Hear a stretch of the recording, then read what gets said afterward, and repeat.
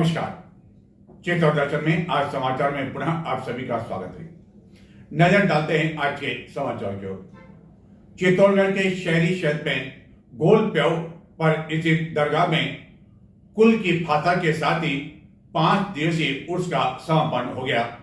अंतिम दिन देश के विभिन्न स्थान से आए कव्वालों ने कलाम पेश किए एवं बड़ी संख्या में जायरीन इस अवसर पर मौजूद थे। चित्तौड़गढ़ में शहरी क्षेत्र में गोल प्यौ स्थित हजरत काजी चल फिर शाह का 5 दिवसीय 58वां उर्स कुल की फातह के साथ संपन्न हो गया। दरगाह कमेटी के सदर सैयद दौलत अली ने बताया कि बुधवार सायं चादर शरीफ का जुलूस ढोल ताशियों के साथ शहर के मुख्य मार्गों से निकाला गया, जो दरगाह परिसर पहुंच संपन्न हो गया। बुधवार देर रात्रि तक निसार एहसान साबरी कव्वाल, नौशाद साबरी कव्वालों ने एक से बढ़कर एक कव्वालियाँ प्रस्तुत की। यह सिलसिला गुरुवार सवेरे फजर तक चलता रहा। उर्स के अंतिम दिन गुरुवार प्रातः कुल की महफिल शुरू हुई, जिसमें कव्वालों ने कलाम पढ़े, जिसके पश्चात कुल की रस्म अदा की गई। इस दौरान जायरीनों को लंगर तस्कीम किया गया। इस अवसर पर जिला कांग्रेस कमेटी अल्पसंख्यक विभाग द्वारा चादर पेश की गई। जिलाध्यक्ष इम्तियाज हुसैन लोहार के नेतृत्व में कार्यकर्ताओं के साथ जुलूस के रूप में गोल प्यौ स्थित हजरत चलफिश शाह के आस्थाने पर चादर फूल इत्र पेश की। मौलाना हजरत ने आस्थाने मुबारक पर फातिया दारूद पढ़ी। उर्स के अंतिम दिन भी देश के विभिन्न स्थानों से आए जायरीन बड़ी संख्या में मौजूद थे। इस 5 दिवसीय उर्स के दौरान कई कार्यक्रम आयोजित किए गए एवं पहली बार निःशुल्क नेत्र चिकित्सा शिविर का आयोजन भी किया गया। मोतियाबिंद के ऑपरेशन के लिए कई मरीजों का चयन भी किया गया, जिनका आने वाले दिनों में नीमच में निःशुल्क ऑपरेशन किया जाएगा। इसी तरह उर्स के अवसर पर रक्तदान शिविर का आयोजन भी किया गया। चित्तौड़गढ़ जिले के भोपाल सागर थाना क्षेत्र में अज्ञात ग्रामीणों द्वारा शिकार से लौट रहे 4 युवकों की जमकर पिटाई कर दी एवं इतनी अधिक बेरहमी के साथ मारपीट की गई कि इसमें एक युवक और उसके पिता गंभीर रूप से घायल हो गए, जिन्हें चित्तौड़गढ़ भर्ती किया गया। हालत नाजुक होने पर उदयपुर रेफर कर दिया गया, जहां उपचार के दौरान पुत्र सत्तू कंजर की मौत हो गई, जबकि उसके पिता की हालत नाजुक बनी हुई है। इस संबंध में भोपाल सागर पुलिस थाना में अज्ञात जनों के खिलाफ मामला दर्ज करवा दिया गया, लेकिन अभी तक किसी की गिरफ्तारी नहीं हो पाई है। चित्तौड़गढ़ जिले के कपासन थाना क्षेत्र के मेवदा कॉलोनी में निवास करने वाले एक युवक की भोपाल सागर थाना क्षेत्र में ग्रामीणों द्वारा हमला किए जाने से उपचार के दौरान उसकी मौत हो गई। मृतक अपने कुछ साथियों के साथ भोपाल सागर थाना क्षेत्र में जंगल में शिकार करने के लिए गया हुआ था, जहां से लौटते समय अज्ञात ग्रामीणों ने इन सभी पर हमला कर दिया। 31 मार्च की रात्रि को सत्तू पिता जगदीश अपने कुछ दोस्तों के साथ शिकार करने के लिए मोटरसाइकिल पर गया था। इस दौरान उसके पिता जगदीश भी शामिल थे एवं शिकार करने के बाद जब वापस गांव लौट रहे थे तो भोपाल सागर थाना क्षेत्र के रामाखेड़ा गांव के ग्रामीणों ने कल्याणपुरा में इन चारों को पकड़ लिया और बंदी बनाकर अपने साथ रामाखेड़ा ले गए, जहां बेरहमी के साथ इनके साथ मारपीट की गई। इस मारपीट में सत्तू कंजर गंभीर रूप से घायल हो गया, जिसकी बाद में उदयपुर स्थित चिकित्सालय में उपचार के दौरान मौत हो गई, जबकि उसके पिता की हालत नाजुक बताई जाती है। भोपाल सागर पुलिस ने इस संबंध में अज्ञात जनों के खिलाफ मामला तो दर्ज कर लिया है, लेकिन इस मामले में अब तक किसी भी आरोपी की गिरफ्तारी नहीं हो पाई है। चित्तौड़गढ़ के साथ ही राजस्थान में विभिन्न स्थान पर इन दिनों अफीम का तौल का काम चल रहा है। चित्तौड़गढ़ के खंड प्रथम की यदि बात करें तो गत दिनों यहां तौल आरंभ हो गया था। वहीं दूसरी ओर 2 अप्रैल गुरुवार से खंड द्वितीय के अधीन काश्तकारों का तौल का काम भी चित्तौड़गढ़ में आरंभ हो गया, जबकि तृतीय के अंतर्गत जो काश्तकार आते हैं उनके अफीम तौल का कार्य निम्बाड़ में आरंभ हुआ। अफीम तौल केंद्र पर आए कई काश्तकारों ने बताया कि अफीम की खेती अब मुनाफे वाली नहीं रह गई है, लेकिन साधन संपन्न काश्तकार होने का जो ठप्पा उन पर लगा हुआ है, इसी कारण उनका रुझान इस खेती के प्रति बना हुआ है और रही सही कसर कुछ उन्हें पोस्त दाना बेचने से मिल जाती है। गत कई वर्षों से अफीम का भाव भी नहीं बढ़ाया गया। पंखे और कूलर की ठंडी हवा में विश्राम करते हुए नींद लेते हुए काश्तकार, यह किसी के घर का, होटल का या धर्मशाला का दृश्य नहीं है, बल्कि चित्तौड़गढ़ में स्थित नारकोटिक्स विभाग के खंड द्वितीय के तहत गुरुवार से प्रारंभ हुए अफीम तौल केंद्र का है, जहां की गर्मी को देखते हुए विशाल डोम में जहां की अफीम का कार्य आरंभ हुआ, वहां कई पंखे एवं कूलर लगाए गए।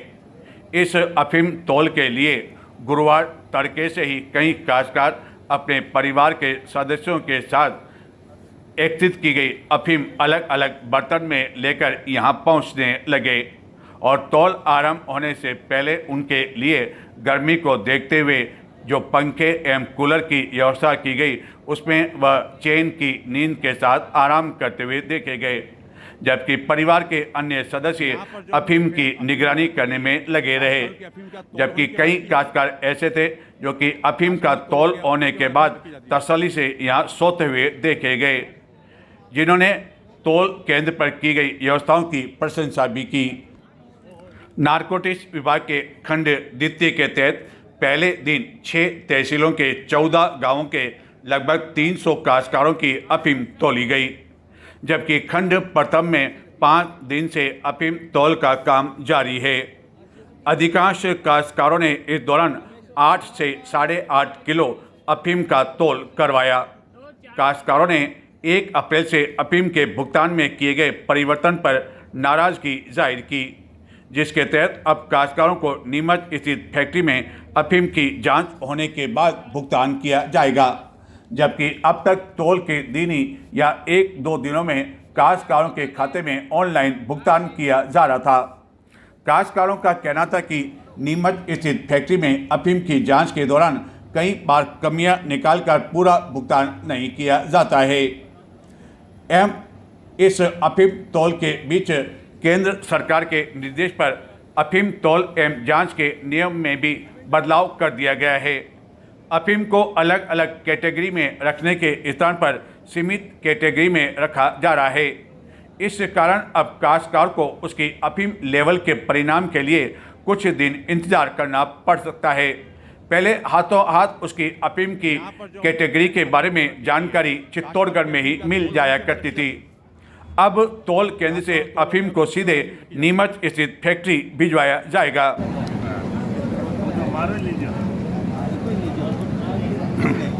कहाँ से है आप? लाखों का खेड़ा।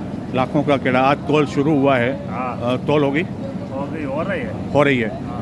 1 तारीख से नियम एक चेंज कर दिया है कि जो अफीम काश्तकार जिनको भुगतान 90% हाथों हाथ होता था, वह अब नीमच में जब जांच अफीम होगी उसके 5-7 दिन बाद मिलेगा।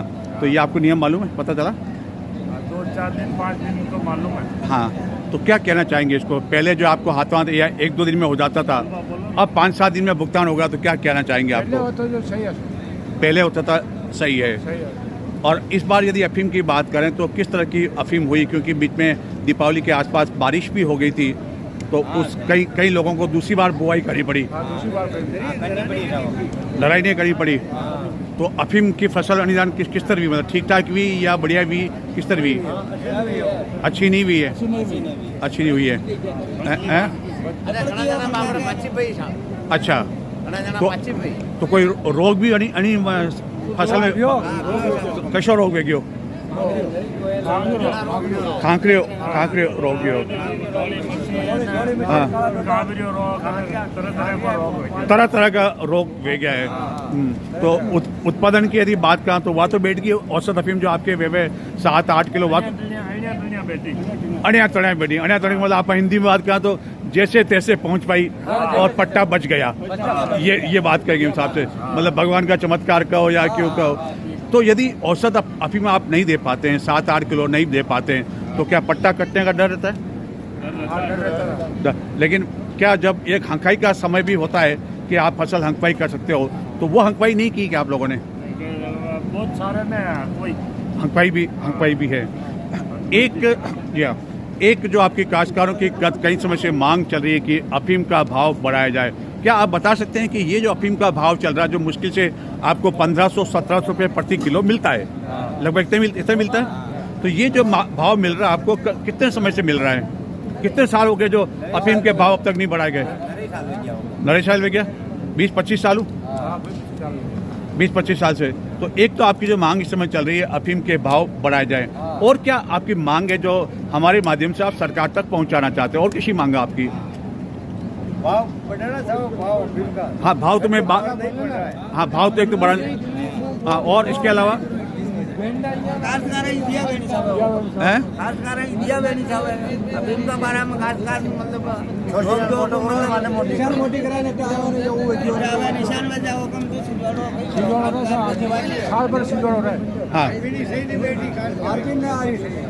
मार्फिंग नहीं आ रही है, तो अनेक कई कारण है, मतलब प्राकृतिक कारण है या और कोई कारण है, कोई देख रेख का भाव है कि मार्फिंग कमी कहाँ आ रही है आखिरकार? कुछ गड़बड़ हो जाता है तो वही फर्क पड़ता है।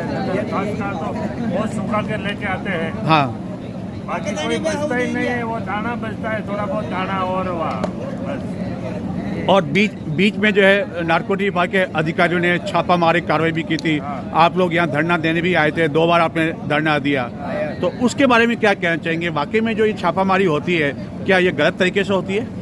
गलत तरीके से होती है, वो पानी आवश्यकता है, हाँ, आधो पानी आवन आधो रुका है आधो माले गलत तरीके से भी। गलत तरीके से। आप सबसे उम्र के दिख रहे हैं, किस तरह गलत तरीका हुआ कार्रवाई है?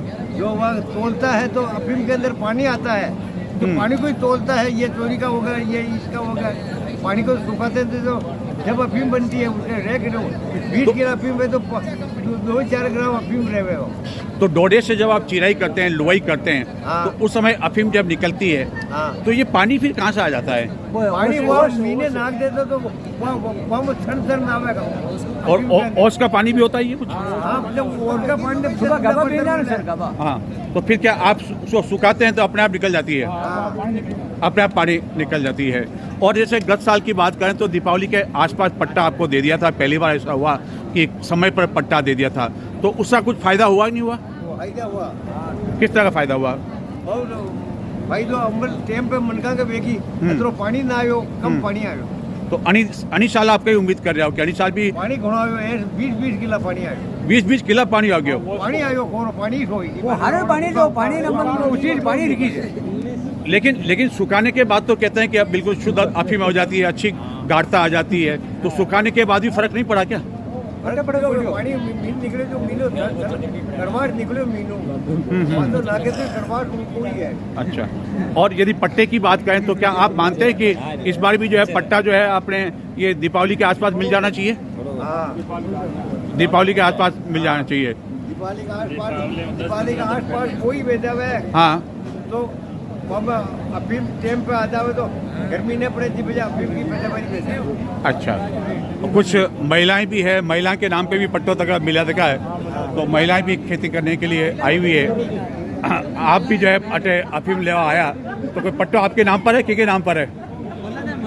आप तो चेहरा छुपाए रहे हो, आप देखो अटू आप इतनी हिम्मत के दी, आप अफीम लिया मम्मी के नाम पर है। अच्छा, आपके लारे आया है, और ये छोटा छोटा बच्चा भी आया। देखो आजकल मोबाइल को कई जमानो है, मतलब पैदा वैदा हुए 9 महीना बाद और के मम्मी मैंने मोबाइल दिला दो, तो यो कई लारे आए हुए हमारे साथ में, आपके साथ में आया, तो क्या देखने आया ये कि अफीम की बुआई के अफीम की तोल कैसे होती इसलिए आया? हाँ, ये बाल्टी तोलवाया।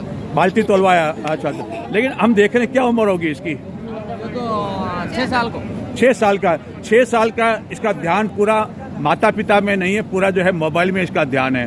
तो आप नहीं मानते हो कि मोबाइल बचपन में इसको दे दिया जाता है? मोबाइल तो बाणु दीदो क्लेश करियो पर चालाक। अच्छा, के हिसाब से मोबाइल नहीं दे। अरे मोबाइल नहीं देते हो? अभी दिया है? बाणु दीदो यो तो आगे करियो चाला पर करे। अच्छा, घरे चाला। हाँ। तो कई देख रहे हो मोबाइल में, कई देख रहे हो, कशो गेम देख रहे हो? वीडियो देख रहे हो? क्यों भाई? देखो इतना बिजी है, इतना व्यस्त है, हम इतना बोल रहे हैं जोर जोर से, लेकिन इस पर भी जो है कोई फर्क नहीं पड़ रहा है, अपनी मस्ती में है, ये न जाने कौन सी फिल्म स्टोरी देख रहा है और क्या क्या देख रहा है, देखो मालूम ही नहीं है, और इतना ये खो गया है। और क्या इनका वीडियो देख रही हूँ, कहीं देख रहे हो भैया? इनका वीडियो वीडियो तो देख रहे हो, वो माने मालूम है। कशी फिल्म को गाना देख रहे हो? आमिर खान को देख रहे हो, शाहरुख खान को देख रहे हो, किसको देख रहे हो? कहते अक्षय कुमार को हैं? किसको देख रहे हो? तो ये हाल है बच्चों का जो है, देखो आप जो है इतना एकदम मस्त हो रहे हैं ये कि किसी से कोई ध्यान नहीं है और किसानों की समस्या है। तो आपके नाम पर ही पट्टा है? पापा के नाम पे। तो आप कितने साल से पट्टा आपके पापा के नाम पर? कितना साल भी गया? लगभग खूब साल हो गया, और लगातार आप आ रहे हो? तो कई मतलब कल देखो आओ या सुरक्षा के ला रहे आओ कि अफीम कोई बीच में ले ना जाए, अपनी वास्ते आओ? सुरक्षा करवाओ, सुरक्षा करने के लिए आते हो। चित्तौड़गढ़ एवं जिले भर में 2 अप्रैल गुरुवार को हनुमान जयंती के अवसर पर विभिन्न मंदिरों में हनुमान के जयकारे दिन भर गूंजते रहे। सवेरे से लेकर रात्रि तक विभिन्न हनुमान मंदिरों में भक्तों का रेला उमड़ता रहा। मंदिरों में आकर्षक श्रृंगार किया गया, कहीं ड्राई फ्रूट से श्रृंगार किया गया तो कई अन्य तरीके से इसका हनुमान जी का श्रृंगार किया गया। इस अवसर पर शहरी क्षेत्र के साथ ही उपनगरीय क्षेत्र सैंती में शोभा यात्रा का आयोजन किया गया, अखाड़ा प्रदर्शन किया गया जिसमें बड़ी संख्या में लोग शामिल हुए।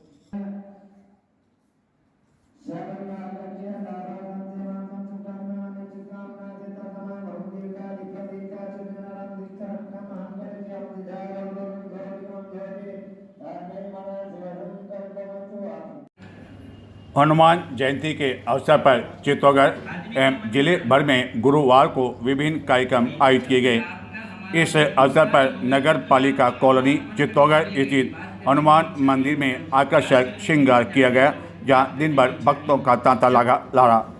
चित्तौड़गढ़ के प्रताप नगर क्षेत्र में लक्ष्मी नारायण मंदिर परिसर में स्थित हनुमान मंदिर में ड्राई फ्रूट से भगवान को आकर्षक श्रृंगार किया गया। यह श्रृंगार देखते ही बन पा रहा था। इसी तरह चित्तौड़गढ़ के चंदेरिया क्षेत्र में स्थित संकट मोचन हनुमान मंदिर में इस अवसर पर भजन संध्या हवन के साथ ही अन्य कई कार्यक्रम आयोजित किए गए, जहां सवेरे से लेकर रात्रि तक भक्तों का तांता लगा रहा। संकट मोचन हनुमान मंदिर में भी हनुमान के साथ ही यहां स्थित भगवान श्री राम एवं अन्य का आकर्षक श्रृंगार किया गया, जो कि देखते ही बन पा रहा था। घरों और मंदिरों में इस अवसर पर सुंदरकांड एवं हनुमान चालीसा के पाठ सहित कई धार्मिक आयोजन आयोजित किए गए। मंदिरों में आस्था का सैलाब उमड़ पड़ा, जहां हनुमान जी का आकर्षक श्रृंगार कर नया चोला चढ़ाया गया। प्रताप नगर स्थित इच्छापूर्ण हनुमान मंदिर पर भी अखंड रामायण पाठ के पश्चात गुरुवार को भजन कीर्तन एवं विशेष श्रृंगार किया गया। कुंभानगर हाउसिंग बोर्ड स्थित गठिला हनुमान मंदिर में जन्मोत्सव के उपलक्ष्य में तेल अभिषेक के साथ रुद्राभिषेक का आयोजन किया गया। हनुमान जन्मोत्सव को लेकर श्री बजरंग सेवा समिति के तत्वावधान में सैंती में ब्रह्मपुरी केशव नगर स्थित नटखट बालाजी मंदिर परिसर में 56 भोग के साथ ही सुंदरकांड पाठ किया गया। गुरुवार अपराह्न शोभा यात्रा निकाली गई, जिसमें कई सजीव झांकियां शामिल थी। यह शोभा यात्रा सैंती के मुख्य मार्गों से होती हुई पुनः नटखट बालाजी मंदिर पहुंच संपन्न हुई। इसके पश्चात हनुमान चालीसा पाठ हुआ। महाआरती के पश्चात महाप्रसादी का आयोजन किया गया। शोभा यात्रा में शामिल महिलाएं बीच मार्ग में नृत्य करते हुए चल रही थी। इसी तरह विश्व हिंदू परिषद एवं भजन दल की ओर से चंदेरिया में भी विभिन्न कार्यक्रम आयोजित किए गए।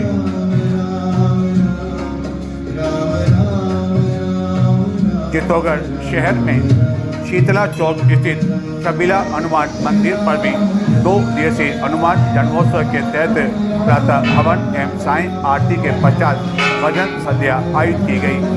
श्री झांझरिया बालाजी व्यायामशाला समिति द्वारा हनुमान जन्मोत्सव के अवसर पर भजन संध्या, महाआरती, 56 भोग प्रसाद का वितरण किया गया।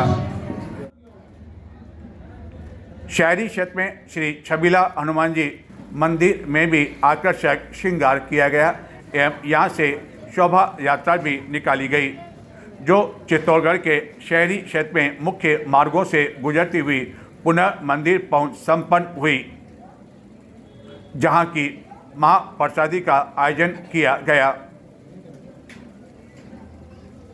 इसी तरह श्री झांझरिया बालाजी व्यायामशाला समिति की ओर से भी कई कार्यक्रम आयोजित किए गए। अनोखा हनुमान मंदिर में भी भक्तों का दिन भर तांता लगा रहा, जहां भगवान का चोला बदला गया एवं विशेष श्रृंगार किया गया। यह चित्तौड़गढ़ शहर का काफ़ी प्राचीन मंदिर बताया जाता है और इस मंदिर के प्रति भी भक्तों में काफ़ी अधिक आस्था है। जबकि शहरी क्षेत्र में आयोजित की गई शोभा यात्रा के दौरान अखाड़ा प्रदर्शन भी किया गया।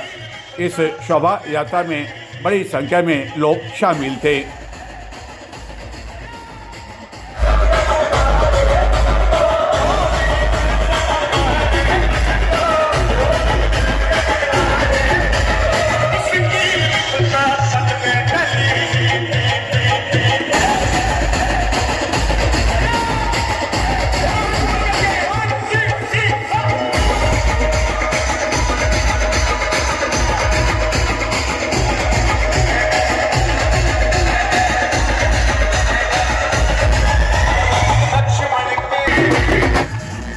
चित्तौड़गढ़ जिले के गंगार कस्बे में भी इस अवसर पर शोभा यात्रा निकाली गई, जो कि गंगार के मुख्य मार्गों से होकर गुजरी।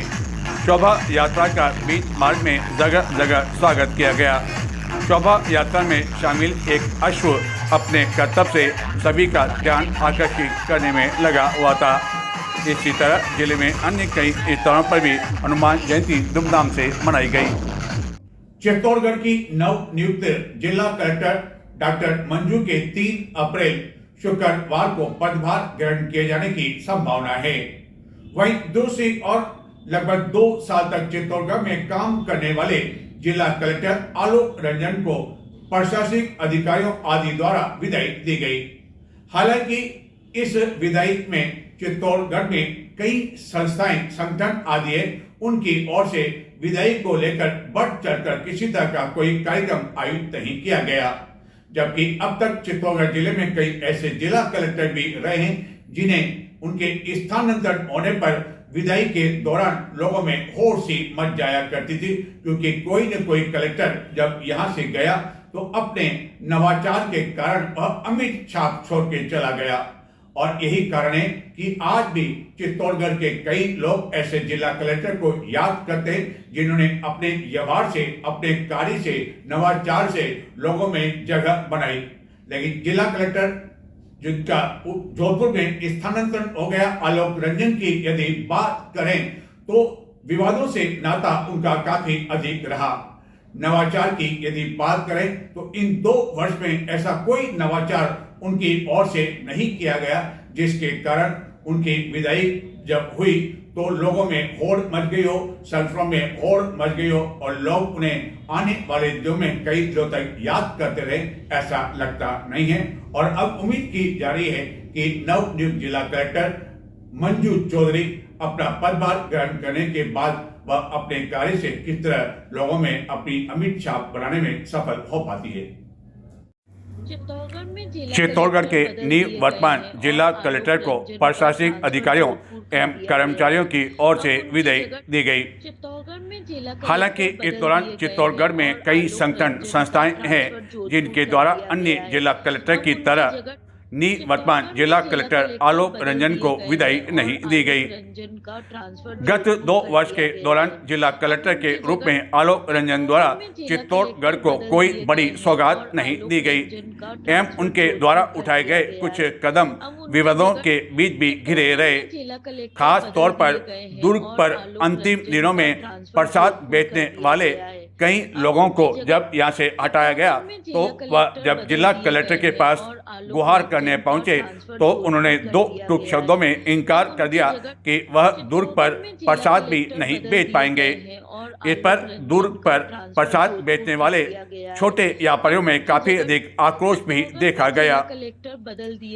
जिला कलेक्टर के पद पर रहते हुए बेगू के सुरेश धाकड़ से उनकी एक बार नहीं बल्कि 2 बार काफी अधिक तीखी झड़प भी हुई थी, जो कि जिले में चर्चा का विषय बनी रही थी। तो यहाँ कोई है संबंधित कोई जिम्मेदार अधिकारी भी नहीं है और फिर आपने आरओ मीटिंग अलग से बुला ली। तो अभी आरओ मीटिंग करने का टाइम थोड़ी है। एक तो राशमी में डेड बॉडी नहीं मिल रही है, एक हमारी यहाँ डेड बॉडी, दोनों बॉडी नहीं मिली है। तो इस आरओ मीटिंग को तो आप कैंसिल करें और इन अधिकारियों को साइड पे भेजें। मेरे निवेदन है आपसे, दोनों वो राशमी वाले को भी भेजें। और कम से कम ऐसे समय में अभी आरओ मीटिंग जरूरी नहीं है। देखो मेरी बात कड़वी लग सकती है लेकिन ये सच है। कोई नहीं, आरओ मीटिंग तो एक बात बताओ, कल स्कूल की मेरी बात सुनो, मेरी बात सुनिए आप। स्कूल की छुट्टी क्यों की आपने? स्कूल तो पहले से तय कर रखे ना, रोज चलेंगे। आप कलेक्टर हैं यार, ऐसे क्या करते हो? फिर मेरी बात का बुरा भी मानते हो आप। आरओ मीटिंग कैंसिल करके आप तुरंत दोनों अधिकारियों को, राशमी वालों को, एसडीएम को वहाँ भेजो और इससे एसडीएम को भी यहाँ भेजिए आप। अभी छुट्टी देने की बात नहीं है तो एक कॉमन सेंस वाली बात है। आप कलेक्टर हो यार, आपको जिम्मेदारी है कि जिले में बाढ़ की स्थिति बनी हुई है। देखो उन्होंने स्वीकार कर। तो ये थे आज के समाचार। चित्तौड़ दर्शन चैनल को अब तक आपने सब्सक्राइब नहीं किया तो आज ही सब्सक्राइब करें और देखते रहे चित्तौड़गढ़ और जिले की महत्वपूर्ण घटनाएं प्रतिदिन रात्रि को सोशल मीडिया के विभिन्न प्लेटफॉर्म पर। नमस्कार।